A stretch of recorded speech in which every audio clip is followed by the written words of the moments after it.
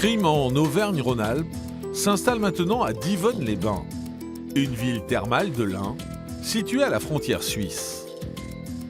Le 27 janvier 2016, en rentrant chez lui, Christian trouve le corps de sa femme en décomposition.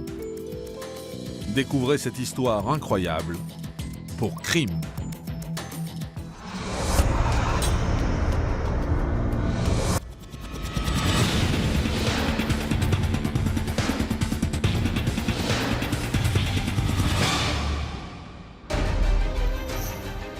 Dans l'affaire qui va suivre, vous allez découvrir le destin tragique de Fabienne, une voyante de 51 ans, dont le corps a été retrouvé sans vie par son époux. Ce fait divers aux multiples rebondissements va plonger les gendarmes du pays de Gex dans un univers mystique qui, aujourd'hui encore, n'a pas livré tous ses secrets. Il dit lui aussi qu'on ne saura de toute façon jamais pourquoi elle voulait mourir, on ne connaîtra pas le mobile, et que finalement, quelque part, c'est un couple qui vivait dans un monde complètement étranger au nôtre. C'est pas un acte rationnel, il ne faut pas raisonner comme le feraient des êtres rationnels.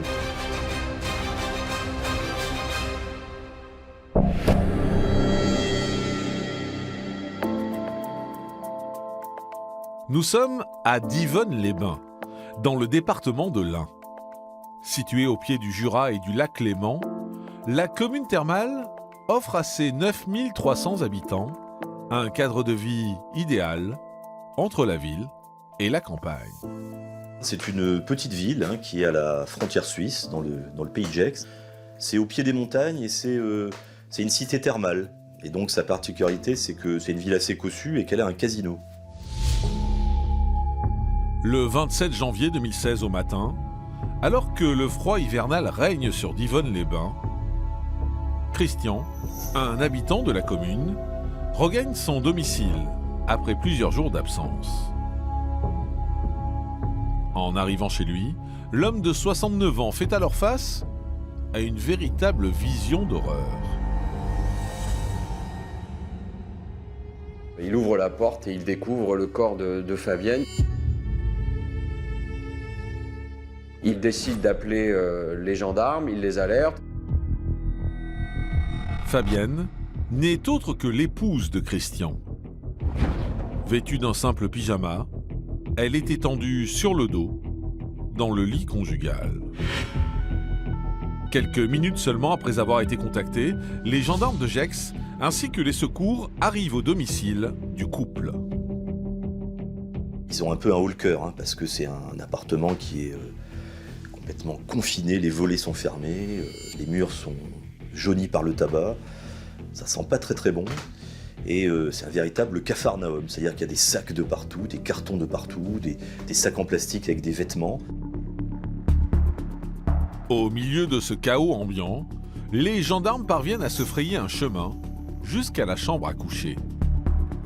Immédiatement, ils réalisent que la victime est dans un état de décomposition avancé. La victime est allongée déjà depuis plusieurs jours, semble-t-il une quinzaine de jours. Alors, qu'est-il arrivé à cette femme de 51 ans? Est-elle décédée de mort naturelle ou a-t-elle été assassinée?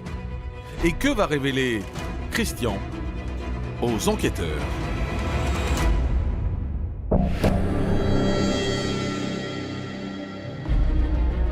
À Divonne-les-Bains, dans l'appartement du couple, Christian explique spontanément à l'adjudant Schmitt, en charge de l'enquête, que cela faisait 14 jours qu'il n'avait pas vu son épouse. Il va nous raconter qu'il a eu une dispute avec son épouse. Il va prendre son petit baluchon et il va partir en pèlerinage sur Dijon, où il aime bien séjourner, où il aime bien aller visiter une cathédrale. Et qu'à son retour, en ouvrant la porte, il est tombé sur cette scène et qu'il nous a de suite appelés. Dans un premier temps, les gendarmes se demandent si la quinquagénaire n'a pas été victime d'un crime de rôdeur. Mais très vite, cette piste tourne court. L'appartement était fermé à clé. Pas de traces de violence, de dérangement quelconque. On trouve une énorme quantité de médicaments. Il y a a priori une certaine évidence, elle s'est suicidée.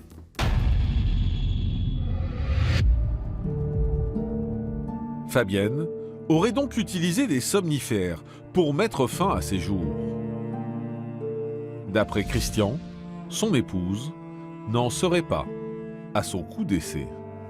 Semble-t-il, la victime n'allait pas bien, était dépressive, avait des soucis de santé.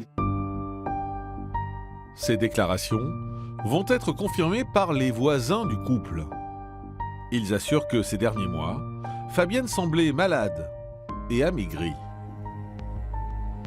Originaire des Yvelines, la victime n'a d'ailleurs pas eu une vie des plus banales. Très jeune, elle réalise que, comme sa grand-mère, elle possède des dons de voyance. En grandissant, Fabienne décide même d'arrêter ses études et de faire de sa particularité son métier.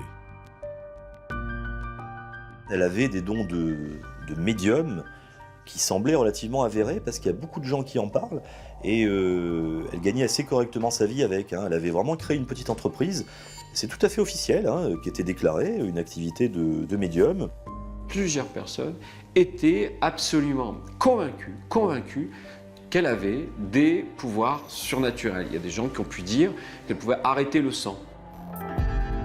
Le 27 janvier 2016, soit 14 jours après la découverte du corps de Fabienne, le médecin légiste rend ses conclusions. L'autopsie ne trouve rien de particulier. On en conclut qu'effectivement, voilà, c'est un suicide, c'est une mort par absorption de médicaments. Alors, les gendarmes vont-ils clore l'enquête? Pour quelle raison Fabienne se serait-elle suicidée? Et Christian a-t-il dit toute la vérité?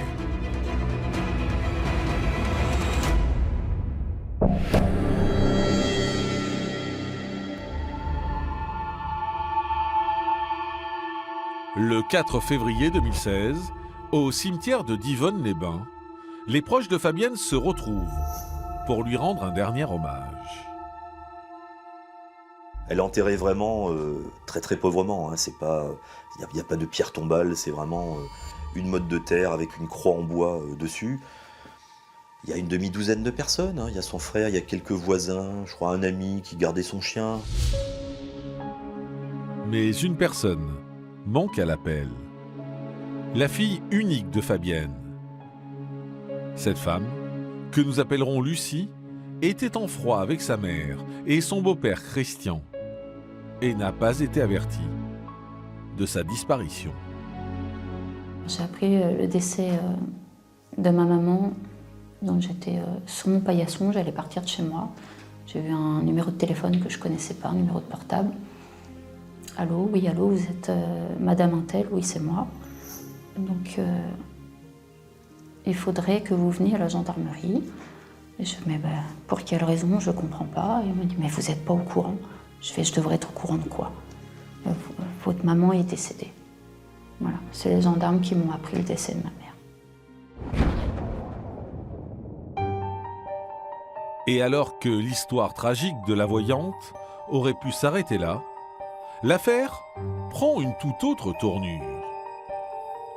Quelques heures après l'enterrement de Fabienne, Patrick, le frère de la victime, se rend à la gendarmerie et il a des révélations à faire. Patrick, qui avait déjà fait une première déclaration en disant qu'il n'était au courant de rien, revient vers les gendarmes, se présente en gendarmerie et leur indique que Christian se serait confié à lui quelques jours auparavant et lui aurait indiqué avoir tué sa femme. Suite à ces déclarations, Christian est immédiatement placé en garde à vue à la gendarmerie de Gex. Face aux enquêteurs, l'homme de 69 ans paraît calme et assure qu'il sait pourquoi il est là. Christian explique que son épouse ne va pas bien, que son épouse a des problèmes de cœur, que son épouse a des problèmes de dents, que son épouse a de grosses migraines et qu'elle en a marre de la vie. Et il explique que sa femme lui a demandé de l'aider à partir. C'est une sorte de suicide assisté, si on peut dire. Elle lui a dit « je vais prendre des somnifères ». Elle aurait noué un foulard autour de son cou et elle lui aurait demandé de serrer le foulard pour l'aider à partir. Il dit qu'elle était déjà effectivement un peu dans les vapes, on va dire, au moment où il l'a fait. Et il ajoute également qu'il a récité des prières. Hein. Ça a duré environ 1 minute 30, 2 minutes. Et il a eu le temps de réciter, je crois, 3 ou 4 prières pendant que sa femme partait. Si Christian prétend qu'il n'a fait que répondre aux attentes de sa femme, il ne semble éprouver aucun remords. On pourrait penser que quand un proche, quand son épouse comme ça vous demande de partir, on fait tout pour qu'elle aille mieux, de la dissuader, etc. Selon Christian, s'il cède aux injonctions de sa femme, c'est également parce qu'elle le rassure. Elle lui dit « ne t'inquiète pas, tu n'iras pas en prison, je le vois ». Et elle lui dit même qu'elle le contactera de l'au-delà. Christian explique que c'est d'ailleurs pour cette raison qu'il a attendu 14 jours avant de prévenir les autorités. Mais pour Lucie, la fille de Fabienne, les explications de son beau-père sont inimaginables. Au début, j'y ai cru, oui. Parce que je pensais qu'elle était vraiment malade du cœur, qu'elle était fatiguée, qu'elle n'en pouvait plus. Donc c'était une possibilité. Mais après, je me suis vite... j'ai vite pensé qu'elle n'a pas laissé de lettres. Alors, Christian va-t-il faire d'autres révélations? Fabienne lui a-t-elle vraiment demandé de l'aider à se suicider? Et que vont découvrir les gendarmes de Gex?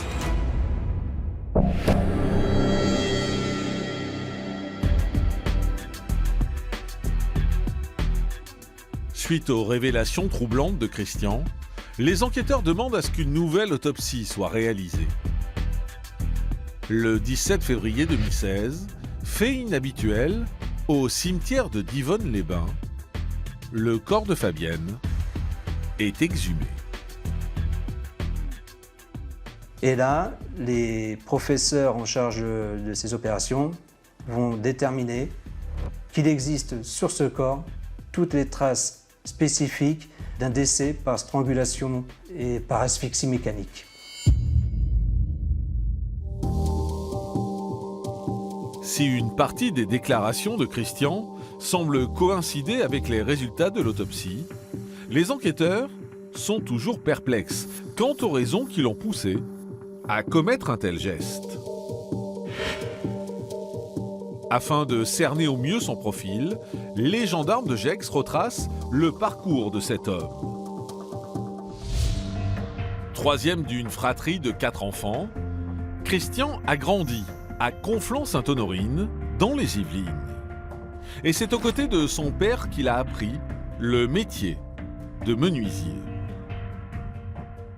Christian avait repris l'affaire familiale. Il semblerait que l'affaire n'ait pas tenu. Il s'est fait embaucher par la suite en usine.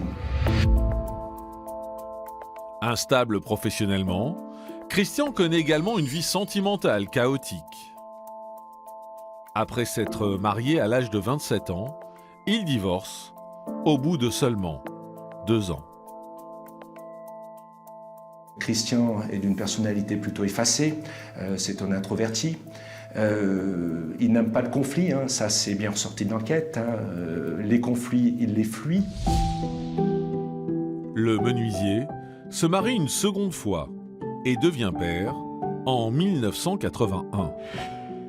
8 ans plus tard, il fait la connaissance de Fabienne à l'occasion d'une séance de voyance. Ils deviennent rapidement amants et se marient en 1994. Il faut savoir que Christian, il a tout quitté. Il vivait en région parisienne. Il a vraiment quitté sa famille pour suivre Fabienne à la fin des années 80, au début des années 90. Donc on va dire à peu près 25 ans avant. Et il n'a plus jamais retravaillé. C'est-à-dire qu'il s'est vraiment consacré entièrement à son épouse. Par amour, le menuisier de formation décide d'aider Fabienne dans la gestion de son entreprise de médium.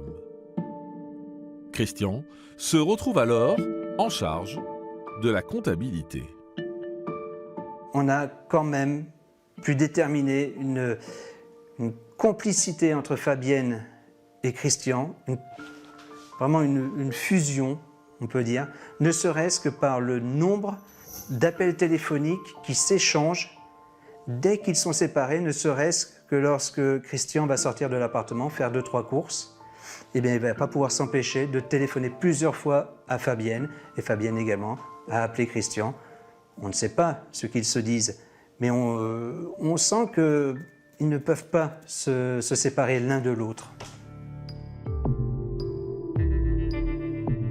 S'ils forment un duo inséparable, leur relation est également volcanique. Alors que Christian s'efforce d'être aux petits soins pour sa femme, le fort tempérament de Fabienne est souvent à l'origine de disputes. Et donc c'est quelqu'un qui a toujours vécu dans l'ombre, en marge complètement de sa femme. Christian était soumis à Fabienne, qu'elle pouvait en faire ce qu'elle voulait. C'était vraiment son larbin, entre guillemets. Malgré ce fonctionnement particulier, Christian assure que son couple était solide. Il a toujours soutenu Fabienne, même lorsque celle-ci broyait du noir.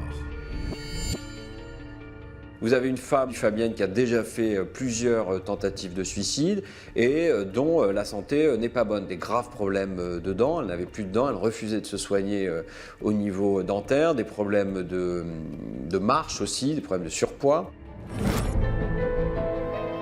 Selon Christian, Fabienne souffrait en permanence et ne supportait plus cette situation.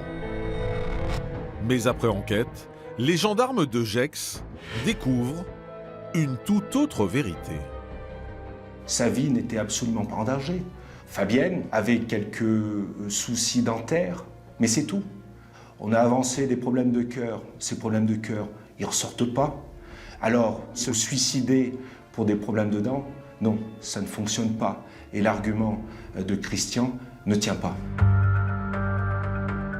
Tandis que les enquêteurs doutent de plus en plus de la véracité de ces propos, ils apprennent également que les médicaments retrouvés à côté de la défunte ont été prescrits au nom de Christian. On peut se poser la question de savoir si, à quelque part, le dessin était déjà en place. Et ce n'est pas tout. Grâce à leurs homologues suisses, l'adjudant Schmitt et son équipe vont faire une autre découverte capitale. Fabienne avait, depuis plusieurs années, dans une banque suisse, un coffre-fort destiné à garder essentiellement des liquidités. Christian a accès à ce coffre et quelques jours seulement après le décès de Fabienne, il s'est rendu à la banque suisse. Il n'y avait que des enveloppes vides, il n'y avait absolument aucun argent. Christian s'y est présenté le début février. Il n'y a rien trouvé. Alors, le mari aurait-il tué Fabienne pour son argent? Quel scénario macabre s'est joué dans l'appartement du couple? Et Christian a-t-il prémédité son geste?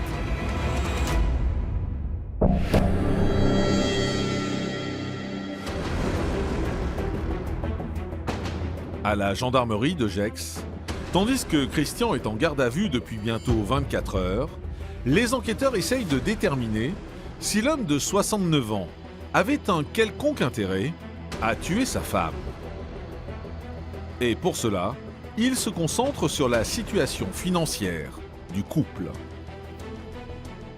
Fabienne et Christian, c'est typiquement le couple qui passe de notre jargon, sous les radars. Ils n'ont aucun compte bancaire français actif sur lesquels on peut constater des mouvements d'argent, des mouvements, ne serait-ce d'argent alimentaire. Ils n'ont aucune couverture sociale, ils n'ont aucune prestation sociale. Pourtant, l'enquête a pu déterminer que Fabienne avait une grande notoriété dans l'univers de la voyance et gagnait très bien sa vie.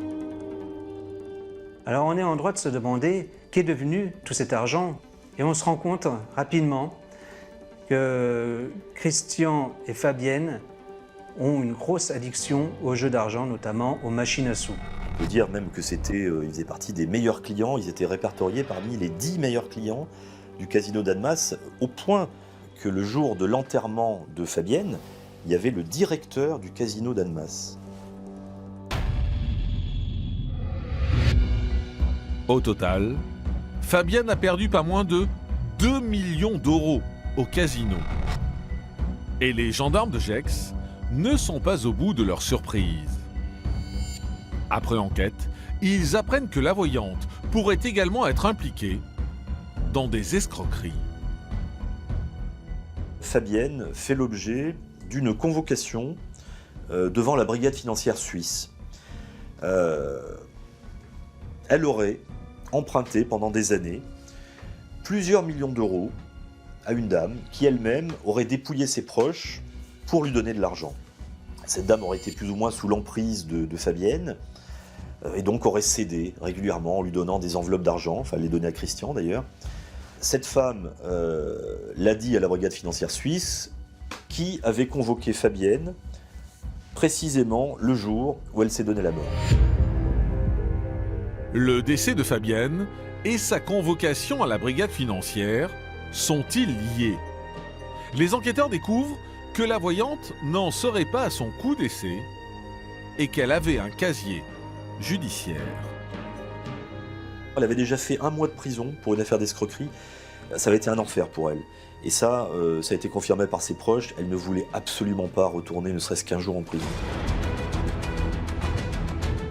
Face à cette découverte, les gendarmes extraient Christian de sa cellule et l'auditionnent à nouveau. L'homme de 69 ans va leur confirmer la peur viscérale de Fabienne d'être incarcérée. Donc, elle demande à son mari, à Christian, de l'aider par amour, en lui prouvant qu'il l'aime, à l'aider à en finir. Voilà, il a pu effectivement l'aider à en finir pour éviter la prison. Malgré ces explications, Christian est finalement mis en examen pour meurtre le 9 octobre 2017. Alors, Fabienne a-t-elle réellement préféré perdre la vie plutôt que d'être condamnée à une peine de prison? Quel sera le verdict de la cour d'assises? Et Christian a-t-il prémédité le meurtre de sa femme?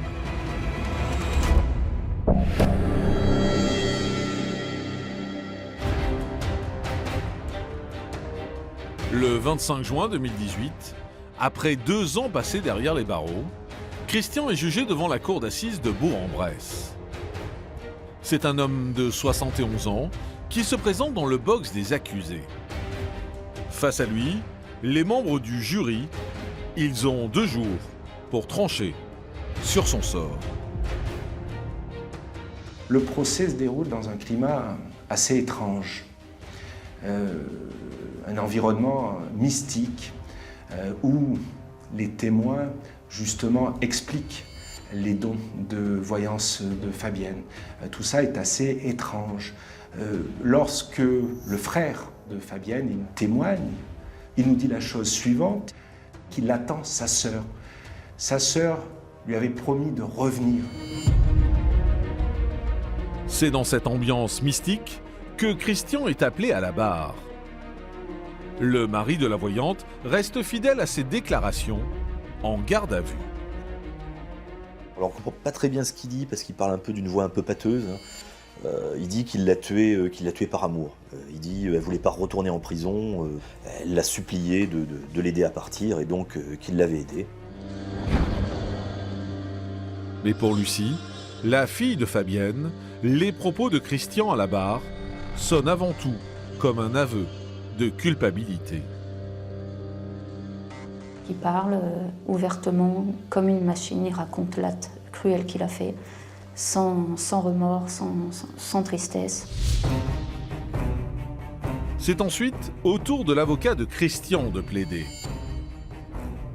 L'homme de loi va mettre en évidence le fait que son client n'avait absolument aucun intérêt à tuer son épouse. Il dit lui aussi qu'on ne saura de toute façon jamais pourquoi elle voulait mourir, on ne connaîtra pas le mobile, et que finalement, quelque part, c'est un couple qui vivait dans un monde complètement étranger au nôtre, hein, un monde comme ça un peu mystérieux, un peu mystique. Donc voilà, c'est pas un acte rationnel, il ne faut pas raisonner comme le feraient des êtres rationnels. Pourtant, les résultats des analyses toxicologiques réalisées sur le corps de Fabienne ne plaident pas en faveur de Christian. La victime a bien pris des somnifères, mais le dosage ne pouvait en aucun cas l'endormir aussi rapidement qu'il le prétend. Pour l'avocat des parties civiles, le mobile de Christian est clair. Il en avait marre, il ne supportait plus son épouse. Christian est un pleutre. Christian est quelqu'un qui fuit le conflit, qui fuit la difficulté. À un moment donné, effectivement, il en avait marre. Et la solution pour pouvoir sortir, son échappatoire, ça a été d'assassiner son épouse.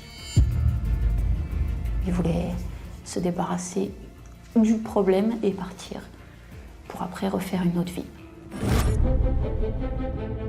Le 27 juin 2018, au dernier jour du procès de Christian, l'avocate générale requiert 20 ans de réclusion criminelle. Elle dit que finalement, le mobile est indifférent. Un meurtre reste un meurtre, il l'a tué, et finalement, peu importe de savoir pourquoi il l'a tué. En fin de journée, après seulement 2 heures de délibération, la cour d'assises de Bourg-en-Bresse rend son verdict. Christian a été condamné à 15 années de réclusion criminelle. Il accepte sa peine, évidemment.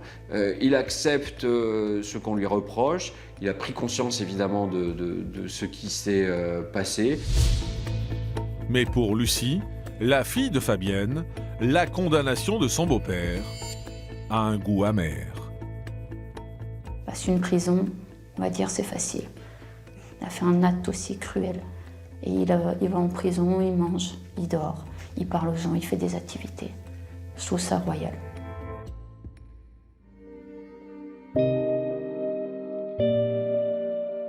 Aujourd'hui, 3 ans après les faits, Lucie n'arrive toujours pas à accepter le décès de sa mère. La perspective que son beau-père Christian puisse un jour sortir de prison ne facilite pas sa reconstruction. Aujourd'hui, la douleur est toujours plus forte que la veille. Ça changera jamais.